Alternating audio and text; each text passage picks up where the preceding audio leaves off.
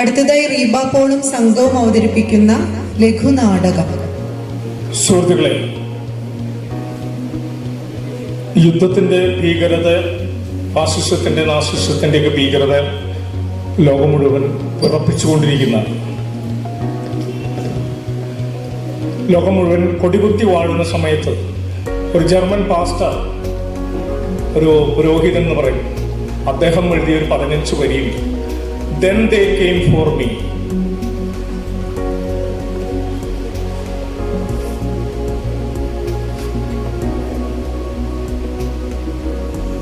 Then they came for me. അവസാനം അവർ എന്നെ തേടി വന്നു. ഈ 15 വരി ഫാസിസത്തെ നേരിടുന്ന പുരോഗമന സ്വഭാവമുള്ള ലോകത്തിലെ എല്ലാ എഴുത്തുകാരും കവികളും രാഷ്ട്രീയക്കാരും എടുത്തുപയോഗിച്ചു എന്നുള്ളതാണ് ഈ 15 വരി കവിതയുടെ പ്രത്യേകത. കവിത എന്നൊന്നും പലരും പറയില്ല. അദ്ദേഹത്തിന്റെ വേദനയിൽ നിന്ന്, അദ്ദേഹത്തിന്റെ ഏകാന്തതയിൽ നിന്ന്, തടവറയിൽ നിന്ന് വന്ന കുറച്ച് വരികളാണ് ഇത്. ഞാൻ ഒരുപാട് കാലങ്ങളായിട്ട് പലയിടത്തും സോളോ ആയിട്ടൊക്കെ ചെയ്യാറുണ്ട്. ഇതാണ് മാർട്ടിൻ നീമുള്ളർ. നമ്മൾ ഈ കവിതയുടെ വളരെ മനോധർമ്മത്തിൽ ചെയ്യുന്നൊരു ദൃശ്യാവിഷ്കാരമാണ്. ഒരുപാട് കെട്ടിക്കാഴ്ചകളൊന്നും ഇല്ലെങ്കിലും സിമ്പിളായിട്ടുള്ള ചില പെട്ടെന്നുള്ള നമ്മുടെ ഒരു ഡിസൈനിലാണ് അത് ചെയ്യുന്നത്. പക്ഷെ നമ്മൾ ഇവിടെ തീരുന്നില്ല.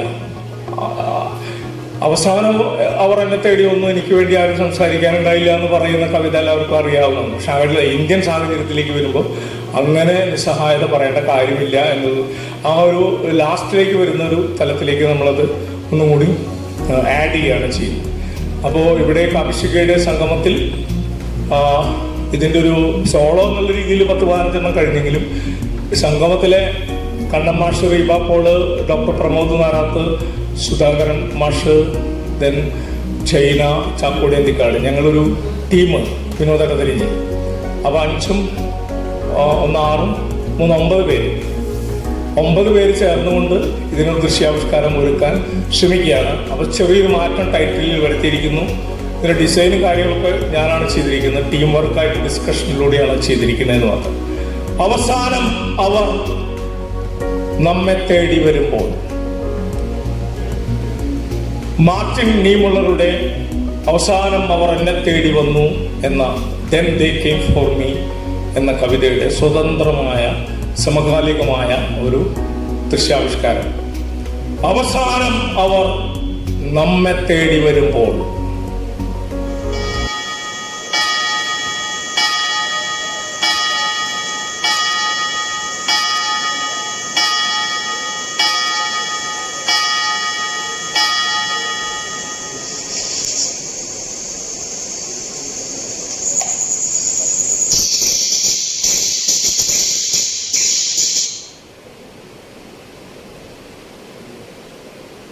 ആദ്യം അവർ കമ്മ്യൂണിസ്റ്റുകാരെ തേടി വന്നു. ആരെ? കമ്മ്യൂണിസ്റ്റുകാരെ തേടി വന്നു. ഞാൻ പ്രതികരിച്ചില്ല. ഞാനെന്തിനു പ്രതികരിക്കണം?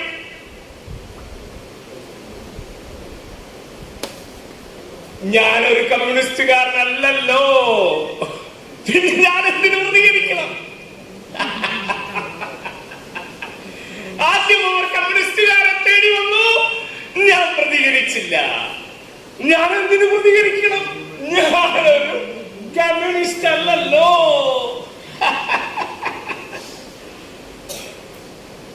പിന്നീട് അവർ സോഷ്യലിസ്റ്റുകളെ തേടി വന്നു. സോഷ്യലിസ്റ്റുകൾ. അപ്പോഴും ഞാൻ പ്രതികരിച്ചില്ല. ഞാനൊരു സോഷ്യലിസ്റ്റേ അല്ലല്ലോ. പിന്നെ ഞാൻ എന്തിനു പ്രതികരിക്കണം?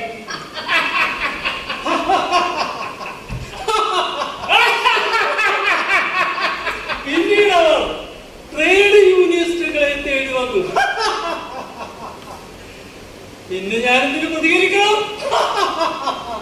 ഞാനൊരു ട്രേഡ് യൂണിയനിസ്റ്റ് അല്ലല്ലോ. പിന്നീട് ഞാനെന്തിനു പ്രതികരിക്കണം? പിന്നീട് അവർ ജൂതന്മാരെ തേടി വന്നു. ആരെ തേടി വന്നു? ജൂതന്മാരെ തേടി വന്നു.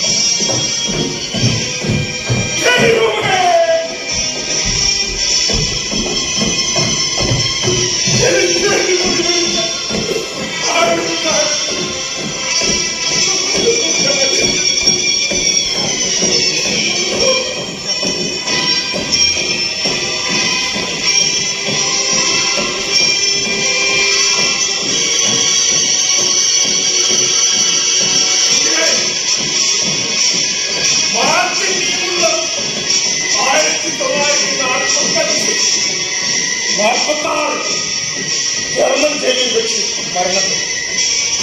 ആ കാലഘട്ടം കമ്മ്യൂണിസ്റ്റുകാരെയും ജൂതന്മാരെയും പിന്നീട് ക്രിസ്ത്യാനികളെയും ഹിറ്റ്ലർ വേട്ടയാടിയപ്പോൾ പോപ്പിന്റെ മൗനം വിശുദ്ധ പാപങ്ങൾ എന്ന പേരിൽ തീയമാനം നാടകം.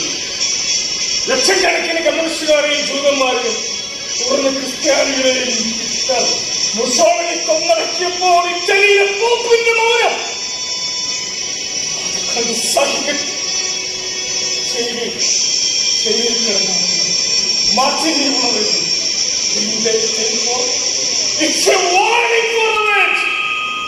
ഇന്ന് പ്രതികരിക്കേണ്ട സമയത്ത് പക്ഷെ 45 കഴിഞ്ഞു.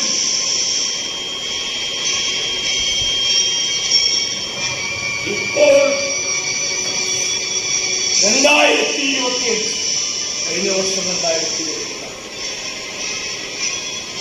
ഇന്ന് ഇത്തരം ഒരു ഫാസിസം നീക്കം നടന്നാൽ ആരും എനിക്ക് വേണ്ടി പ്രതികരിക്കാനുണ്ടായിട്ടില്ല എന്ന് പറയുന്നതല്ല ലോകം. ലക്ഷക്കണക്കിന് പേർ ഇന്ന് പ്രതികരിക്കാനുണ്ട്. അതിന്റെ വലിയൊരു എക്സാമ്പിൾ നമുക്ക് നോക്കാം. പിന്നീട് അവർ കർഷകരെ തേടി വന്നു. കർഷകരെ തേടി വന്നു. ലോകത്തിലുള്ള എല്ലാ കർഷകരും അവർക്ക് വേണ്ടി അണിനിരന്നു. ഫാസിസം ഒരു ചൂട് പിന്നോട്ട് വെച്ചു. ലക്ഷങ്ങൾ നമുക്ക് പിന്നാലെ അണിനിരന്നു.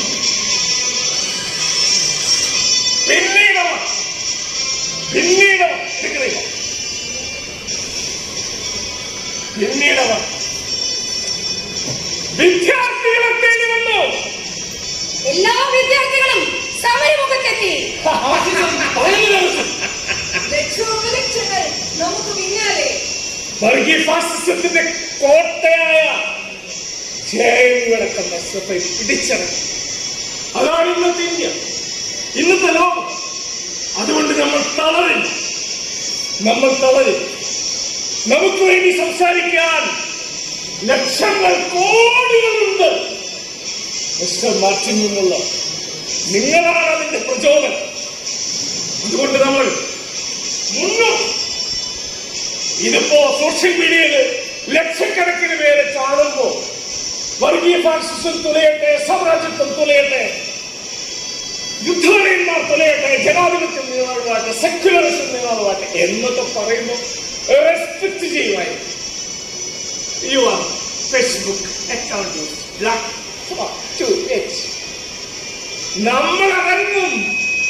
നമ്മുടെ സോഷ്യൽ മീഡിയ ജനങ്ങളാണ്. നമ്മൾ ജനങ്ങളിലേക്ക് ഇറങ്ങും. പറയണം, വർഗീയ ഫാസിസം തുലയട്ടെ.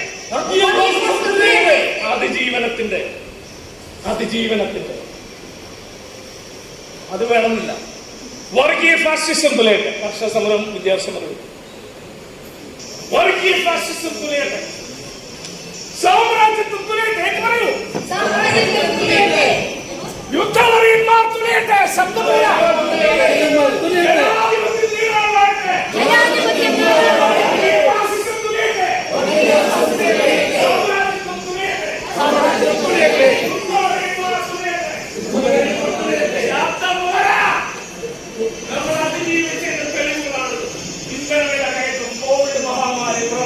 നമ്മൾ അതിജീവിക്കും. അതിന്റെ തെളിവാണ്. സഖാവ് ഒന്ന് വിളിച്ചു പറഞ്ഞു, നമ്മൾ അതിജീവിക്കും. നമ്മൾ അതിജീവിക്കും. സുഹൃത്തുക്കളെ, ഈ ഒരു കവിതയ്ക്ക് എങ്ങനെ വേണമെങ്കിൽ വെർഷൻസ് കൊണ്ടുവരാൻ, എങ്ങനെ വേണമെങ്കിൽ ദൃശ്യാവിഷ്കാരം സാധ്യമാണ്. തീർച്ചയായിട്ടും നമ്മുടെ സാധാരണ പഞ്ചായത്തുകളിലുമൊക്കെ അതിൻ്റെതായിട്ടുള്ള പ്രൊഡക്ഷൻസ്, മാർച്ചുകൾക്ക് ലോകം നടത്തി. ലോകത്തെ എല്ലാ നാടകപ്രേമികളും മാർച്ചിങ് എന്നുള്ളത് ഒന്ന് ഫാസിസ്റ്റ് വിരുദ്ധ കവിത അദ്ദേഹത്തിന്റെ കവിതയ്ക്ക് പ്രയോഗിച്ചു. പല ഡയമെൻഷനിൽ ഉപയോഗിക്കാനായിട്ട് ആഹ്വാനം ആവശ്യമില്ല. ഇങ്ങനെ ഒരു വ്യക്തി മുല്ലനേരിക്ക്